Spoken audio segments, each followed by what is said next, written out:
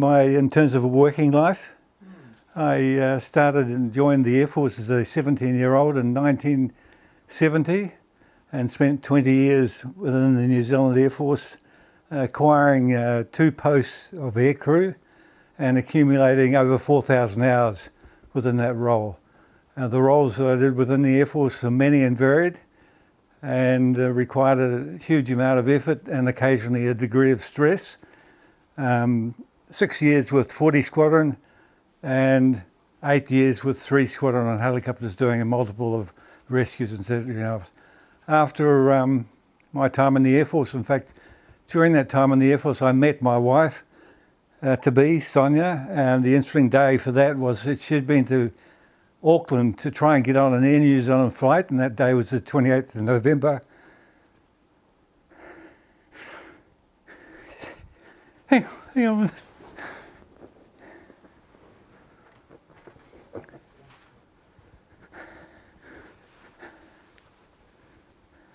Take your time. It's all right, Chris.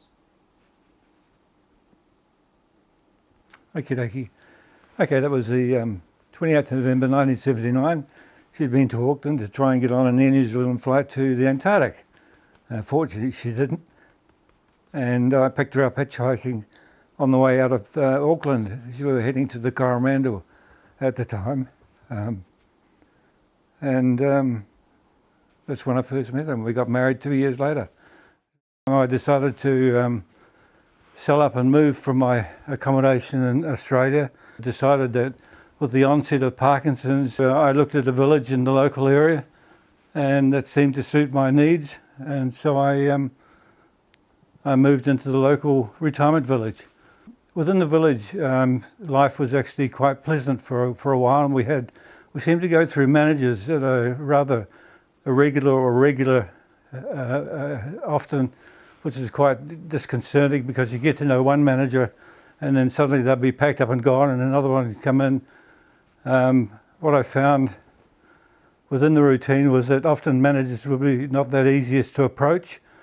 Often they would misinterpret my condition for a disturbance or something else that they couldn't handle.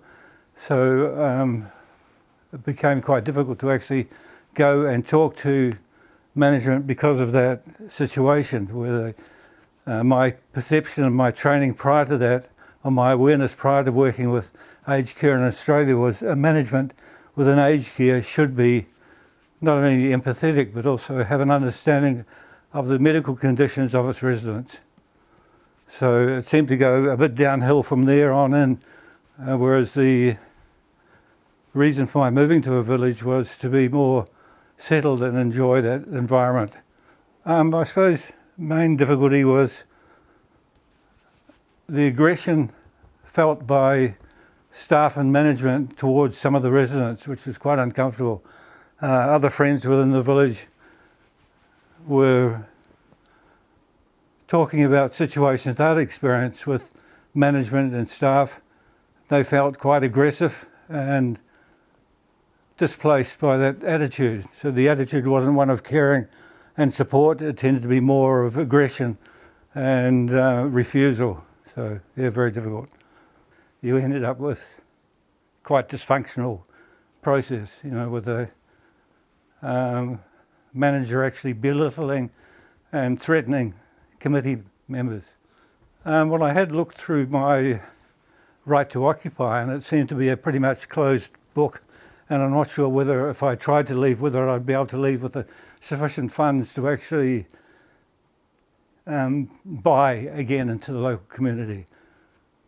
Well, the bizarre thing of all that Erebus thing was I did the last flight out of McMurdo with 113 clear plastic bags of body parts on board.